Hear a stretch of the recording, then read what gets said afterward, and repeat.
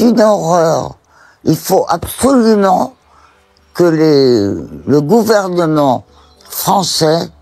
Brigitte Bardot, icône intemporelle, incarnait une époque entière, celle où le désir, la liberté et le scandale se mêlaient dans un tourbillon lumineux et cruel, où la société, fascinée et effrayée à la fois, n'hésitait pas à la juger pour le feu qu'elle portait. Aujourd'hui, elle avance dans sa vie avec la gravité sereine de celles qui ont traversé les tempêtes et survécu aux éclats. Elle ne cherche plus l'approbation. Elle ne mendie ni pardon, ni réhabilitation, elle se souvient simplement. Et dans cette mémoire ardente, certaines femmes n'ont jamais quitté l'ombre de sa conscience. Il y a eu ces rencontres qui marquent, ces croisements de regards où la chaleur se refuse, où le silence pèse plus lourd que les mots, où l'on sent à peine les blessures qui jamais ne cicatrisent complètement. Jeanne Moreau, première à apparaître dans ce théâtre de rivalités invisibles, représentait cette intelligence distante, glaciale, capable de réduire en cendres les espoirs les plus audacieux. Leur première confrontation se joua dans les loges d'une télévision française, un simple échange de regards, une cigarette suspendue entre elles, et tout était dit. Aucun mot, aucun sourire, seulement la reconnaissance d'une frontière infranchissable.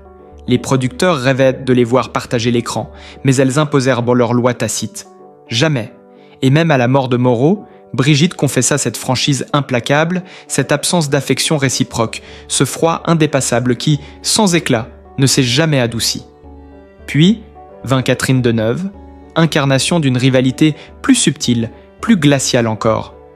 Elle surgit à l'écran comme une impératrice silencieuse, et partout où elle passait, un murmure glissait, une comparaison insidieuse. Brigitte, toujours vive, sentait cette lame invisible chaque fois que la jeune actrice apparaissait dans les interviews ou dans les galas, là où les regards se croisent et se figent, là où la reconnaissance de l'autre est refusée comme on repousse une ombre.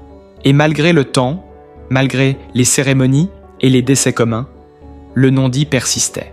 Ces femmes n'étaient pas faites pour coexister, ni dans la vie, ni sur l'écran.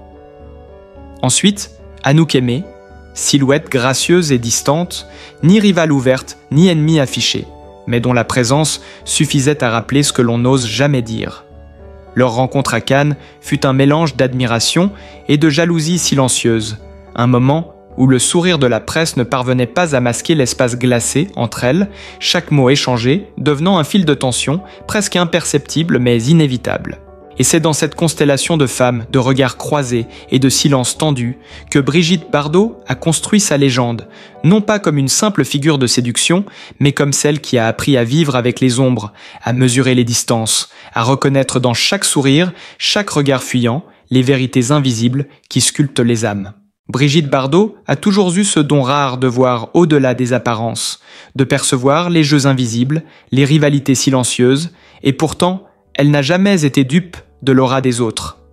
Anouk Aimée, par exemple, icône du cinéma d'auteur et muse de Fellini, portait sur elle ce jugement discret que Brigitte n'a jamais reçu ni désiré, une reconnaissance intellectuelle qui semblait échapper à la flamboyante Bardot.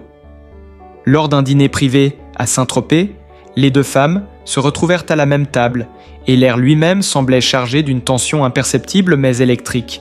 Anouk parlant de philosophie du jeu, Brigitte de vision et d'instinct, chacune incarnant un monde que l'autre ne pouvait atteindre. Le silence et l'ignorance d'Anouk furent plus cruels que toute attaque, et Brigitte le comprit avec une lucidité douloureuse. On peut être célèbre, admiré, et rester pourtant étrangère aux autres, jamais pleinement accepté, jamais totalement intégré. Puis vint Romy Schneider, cette douceur tragique, cette sensibilité introspective qui contrastait si violemment avec la provocation et l'exubérance de Brigitte. Lors d'un dîner allemand, le simple fait de voir Romy entrer changea la lumière de la pièce, et dans ce regard mêlé d'admiration et de rejet immédiat, Brigitte sentit quelque chose se fissurer. Les années plus tard, lorsqu'un projet devait les réunir pour incarner deux sœurs dans un drame intimiste, l'idée ne put jamais se concrétiser. Romy ne pouvait jouer avec ce qu'elle ne comprenait pas. Et Brigitte, malgré son jugement silencieux, ignorait les blessures de l'autre. Quand Romy mourut brutalement en 1982, la douleur de Brigitte fut profonde, mais muette, contenue dans ce mélange d'admiration et de peine, révélant que la solitude peut se partager sans jamais se rencontrer. Enfin, Mireille d'Arc, qui aurait pu être une alliée, devint un symbole du remplacement subtil, celui qui ne se dit pas mais qui ronge. Tandis que Brigitte s'éloignait du cinéma pour refuser les rôles fades et prévisibles, Mireille accumulait les succès, les couvertures de magazines et les bras des hommes célèbres, prenant sans le savoir la place que Brigitte croyait indéfectiblement sienne. La douleur n'était pas dans le talent, mais dans ce sentiment lancinant d'être remplacé sans avertissement, de voir l'irremplaçable devenir interchangeable. Dans ce miroir du cinéma français, Brigitte Bardot a observé des visages trop proches ou trop parfaits, des femmes qu'elle aurait pu admirer, mais qu'elle a choisi de tenir à distance non par orgueil, mais par refus de l'hypocrisie, préférant la franchise et la solitude à l'illusion des sourires automatiques. À 86 ans, elle ne cherche ni excuse ni réconciliation, elle ne veut pas réécrire l'histoire, elle se souvient simplement, avec cette force tranquille de celles qui ont traversé les feux, les ombres et les éclats du monde qu'elles ont illuminé sans jamais se compromettre. Sous les projecteurs, Brigitte Bardot avait toujours été perçue comme une femme insaisissable, une icône de beauté et de liberté.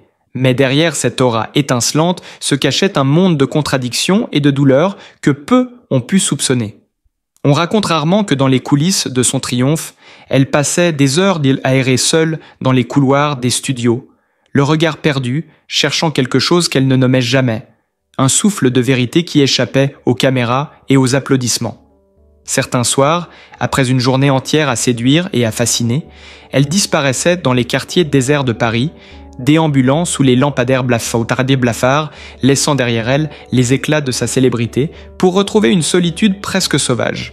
Elle riait aux soirées mondaines, mais ce rire était parfois un masque fragile pour des tourments plus profonds, des blessures anciennes qu'elle portait comme un manteau invisible, une mélancolie née d'un sentiment de décalage permanent, comme si le monde entier l'observait sans jamais vraiment la comprendre.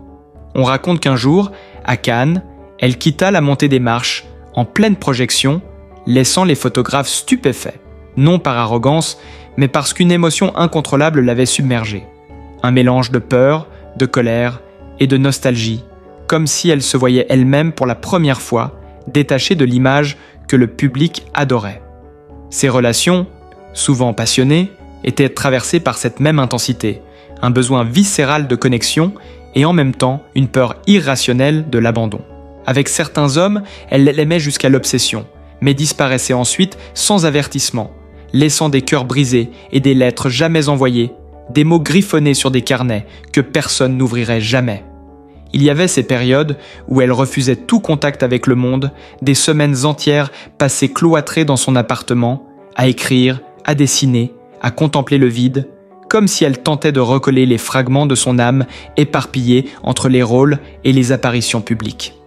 Dans ces moments-là, elle se montrait capable d'une cruauté envers elle-même qui la consumait, se privant de nourriture ou restant éveillée des nuits entières à revisiter ses échecs, ses blessures et les moments où elle avait cru à l'amour et à la loyauté pour se rendre compte qu'ils étaient illusoires. Peu connaissent le rituel étrange qu'elle pratiquait avant chaque tournage, un mélange de méditation, de prières silencieuses et de chants qu'elle inventait sur le moment, comme si elle devait convaincre son corps et son esprit de se plier à l'exigence implacable de l'écran. Et pourtant, malgré ses fissures, malgré ses abîmes intimes, Brigitte continuait à fasciner, à provoquer, à illuminer les écrans et les tapis rouges d'un éclat que même elle semblait parfois trouver irréel. Les anecdotes les plus insolites parlent de son goût pour l'inattendu. S'introduire dans des lieux interdits, apparaître dans des soirées sans être invitée, surprendre des réalisateurs et des journalistes par des gestes absurdes ou des silences déroutants, comme si elle voulait rappeler à tous que sa vie ne se plierait jamais aux règles, pas même celles qu'elle avait elle-même édictées. Et dans ce chaos d'apparence et de solitude, elle construisait une identité aussi fascinante qu'insaisissable. Un mélange de force, de fragilité, de colère retenue et de tendresse imprévisible, où chaque sourire pouvait dissimuler une tempête intérieure, chaque regard brillait d'une lumière qui avait vu trop de vérité pour être naïve. Brigitte Bardot n'était pas seulement une actrice, elle était un paradoxe vivant, une tempête silencieuse que l'on croit connaître mais qui, à tout moment, pouvait se révéler sous un visage que personne n'avait encore vu, un monde intérieur d'une intensité que seule une vie traversée par la célébrité et les blessures pouvait engendrer. Il y avait des nuits où Brigitte Bardot disparaissait sans prévenir, laissant derrière elle les lumières, les caméras et les applaudissements, comme si toute cette gloire n'était qu'une illusion fragile qu'elle avait accepté de porter pour un temps. On raconte qu'elle pouvait passer des heures dans son appartement parisien, assise devant une fenêtre ouverte sur la Seine, un carnet à la main, griffonnant des pensées, des souvenirs, des regrets, des visages de ceux qu'elle avait aimés et perdus, des phrases qu'elle ne prononcerait jamais à voix haute. Certaines de ces nuits, elle se levait soudainement, marchait pieds nus sur le parquet, parlait seule, inventait des dialogues entre elle et des fantômes du passé, ou avec des hommes et des femmes qu'elle avait croisés au cinéma, dans des hôtels, sur des plateaux. Ce n'était pas de la folie, mais une manière de mettre de l'ordre dans ce chaos intérieur, de réconcilier ses souvenirs avec ce qu'elle était devenue. Les amours de Brigitte n'étaient jamais simples. Elle aimait avec une intensité dévorante, donnant tout, s'exposant totalement. Et pourtant, elle pouvait disparaître du jour au lendemain, laissant l'autre face à un vide qu'elle seule pouvait comprendre. Certains pensèrent que c'était de l'arrogance, d'autres qu'elle jouait avec les cœurs, mais en réalité, c'était une survie. Elle savait qu'elle ne pouvait jamais être entièrement comprise, que sa liberté, son feu, était incompatible avec la sécurité ou la possession. Et lorsqu'elle s'éloignait, ce n'était jamais un choix de méchanceté, mais un besoin viscéral de protéger son essence fragile derrière l'armure de l'icône. Il y avait aussi ces moments de rage silencieuse. Après des tournages éreintants, quand tout le monde croyait qu'elle souriait et brillait, elle pouvait rester seule, à pleurer sans bruit, à frapper les murs ou à hurler dans le vide, un exutoire pour des émotions que personne ne voyait, ni les journalistes, ni les fans, ni les collègues. Ces colères venaient de déceptions intimes, de trahisons professionnelles, de sentiments de solitude absolue au milieu de la foule, de cette impression que malgré la gloire, elle n'était jamais vraiment vue. Les relations avec ses rivales féminines du cinéma français étaient encore plus complexes. Avec certaines, comme Mireille d'Arc, il n'y avait jamais eu d'affrontement direct, pas de cris, ni de scandale public, mais un sentiment lancinant d'être remplacée, d'être considérée comme une étape qu'on pouvait franchir et oublier. Chaque succès de Darc rappelait à Brigitte que son irremplaçabilité pouvait être remise en question, que le feu qu'elle portait n'était jamais acquis, que le monde pouvait s'enflammer pour quelqu'un d'autre demain. Ce n'était pas de la jalousie ordinaire, mais une douleur subtile, un constat brutal de la fragilité de la gloire. Brigitte avait aussi des rituels étranges que peu connaissaient. Avant chaque tournage, elle pouvait s'isoler des heures dans sa loge, allumant des bougies, chantant doucement des airs inventés, parlant à voix basse à des personnages imaginaires, préparant son corps et son esprit à se transformer. Certains producteurs et réalisateurs croyaient qu'elle méditait, mais en vérité, elle conversait avec elle-même, négociait avec ses peurs, ses doutes, et parfois avec les fantômes de ses anciens amours et amis disparus. Ces moments étaient sacrés et intouchables, un passage obligé pour que Brigitte puisse se réinventer à chaque rôle, pour que l'écran reflète non seulement son corps et son visage, mais aussi toute la profondeur tumultueuse de son âme, de Tzotkas. Dans sa vie privée, les gestes de Brigitte pouvaient sembler absurdes, parfois déroutants. Elle se levait à l'aube pour marcher des kilomètres dans Paris, disparaissait dans des cafés inconnus, observait les passants comme s'ils portaient des secrets qu'elle seule pouvait percevoir. Elle pouvait s'inviter à des soirées sans invitation, apparaître au dernier moment sur un plateau de cinéma ou dans un hôtel à Cannes, juste pour ressentir le frisson de l'inattendu, la tension de l'imprévisible, ce petit vertige qui faisait partie de sa vie autant que de son art. Et pourtant, au milieu de cette turbulence, il y avait une lucidité cruelle et presque scientifique dans sa manière de se connaître et de connaître les autres. Elle savait quand un regard cachait un mensonge, quand un sourire était forcé, quand une main tendue était intéressée. Son instinct, développé au fil des années sur les plateaux, dans les hôtels, dans les dîners mondains et les festivals, était devenu un radar infaillible pour détecter les hypocrisies, les trahisons, les faux-semblants. Cela la rendait impitoyable avec elle-même et avec les autres, mais aussi incroyablement fascinante parce qu'on sentait qu'aucun masque ne pouvait lui échapper. Brigitte Bardot vivait dans ces tensions permanentes, entre l'ombre et la lumière, entre l'amour et l'isolement, entre le monde qui voulait la posséder et son refus de se laisser enfermer. Chaque succès public s'accompagnait de sacrifices invisibles. Chaque sourire sur un tapis rouge pouvait masquer des nuits de doute. Chaque rôle joué révélait des parts d'elle-même qu'elle n'oserait jamais confier. Et c'est cette dualité, ce mélange de fragilité extrême et de force brute, de désirs incontrôlés et de discipline absolue, qui rendait Brigitte Bardot unique et immortelle dans le cinéma français et dans le cœur de ceux qui ont osé l'observer vraiment. Il y avait des moments où Brigitte Bardot se tenait seule dans sa grande chambre parisienne, entourée de photographies, de lettres jaunies et de souvenirs de tournage. Et soudain, la réalité de sa propre vie lui apparaissait dans toute sa cruauté. La gloire, les applaudissements, les tapis rouges n'étaient que des éclats lumineux sur une solitude insondable. Elle se souvenait des hommes qu'elle avait aimés, des passions brèves mais intenses, des nuits entières à parler, rire, pleurer, et puis du silence brutal, du départ, de l'oubli.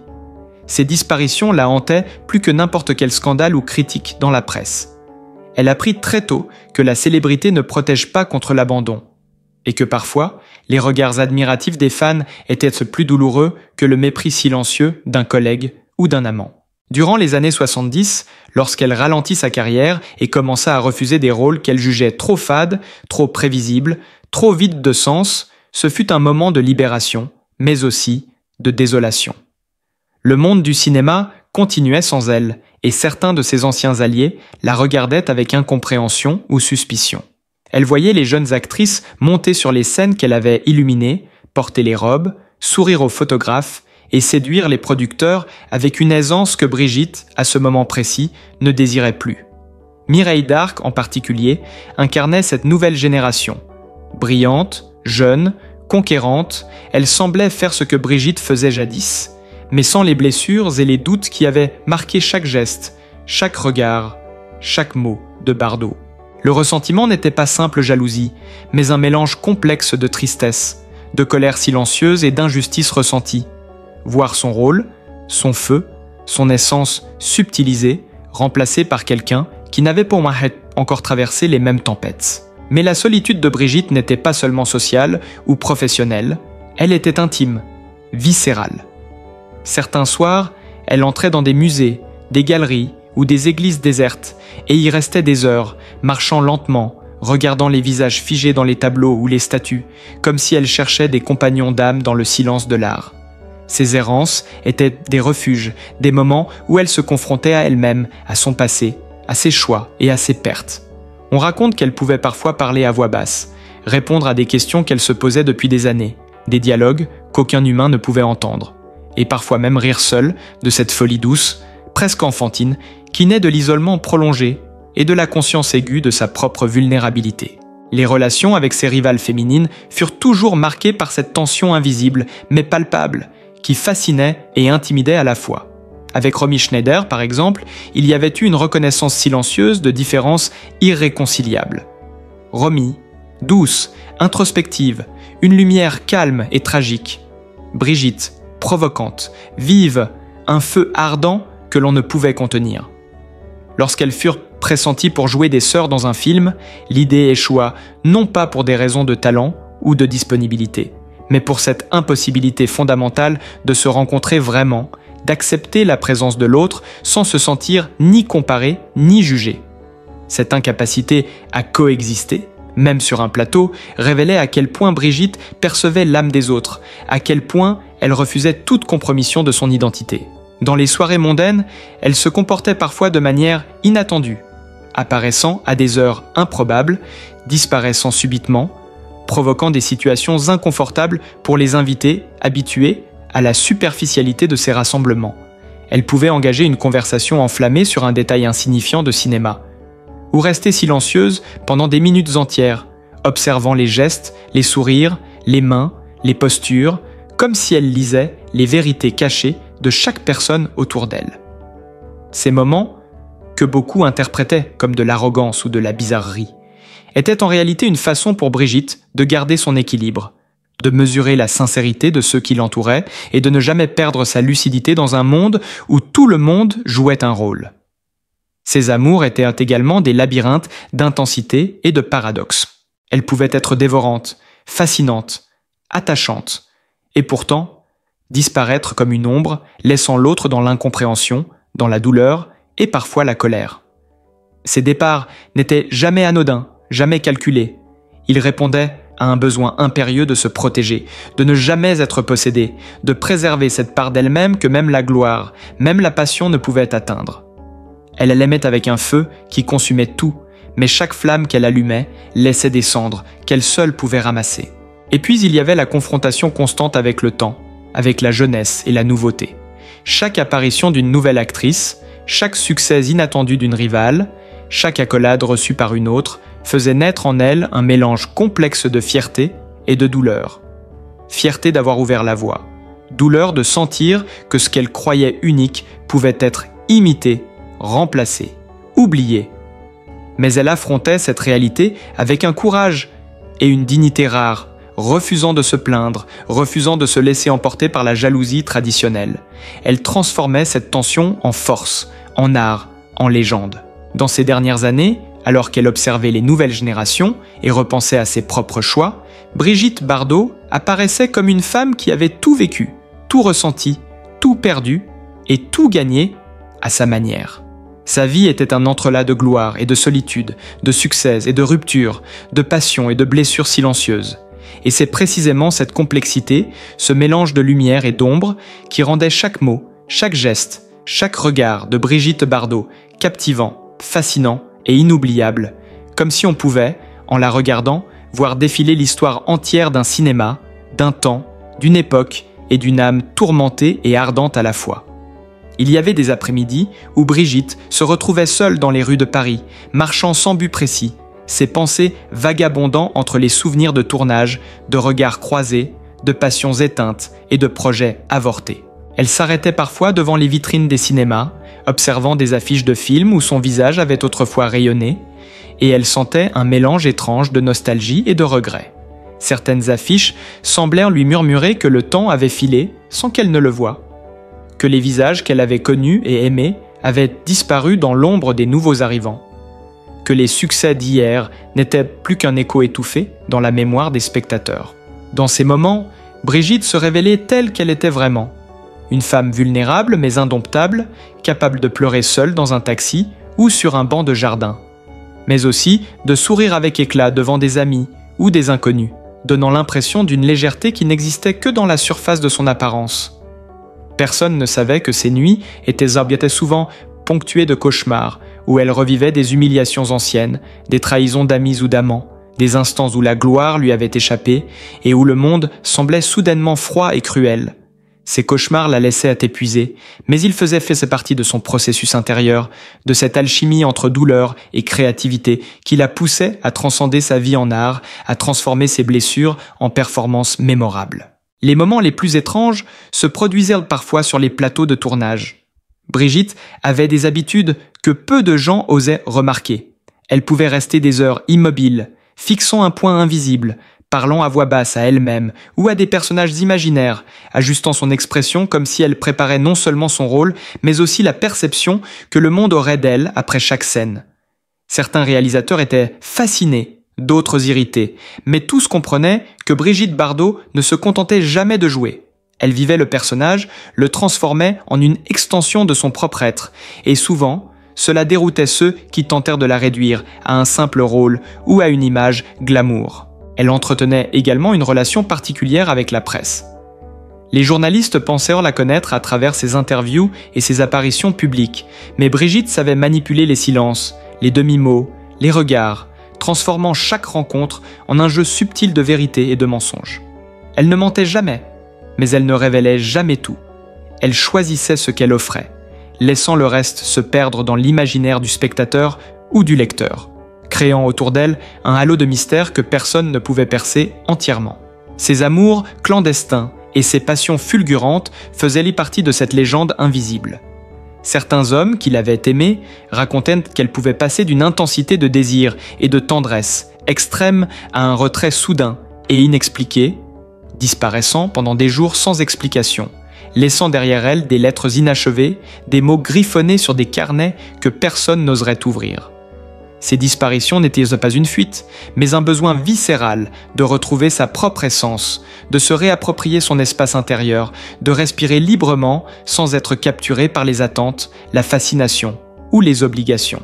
Les femmes qu'elle avait côtoyées dans sa carrière étaient souvent pour elle des miroirs ou des fantômes.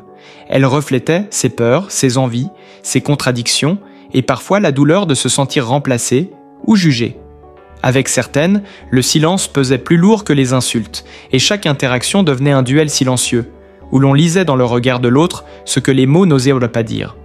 Elle savait que certaines confrontations ne seraient jamais explicites, que certaines jalousies, certains ressentiments restaient tapis dans l'ombre, prêts à surgir seulement dans les gestes, les pauses, les absences, les non-dits. Pour Brigitte, la solitude n'était jamais un hasard, mais une nécessité.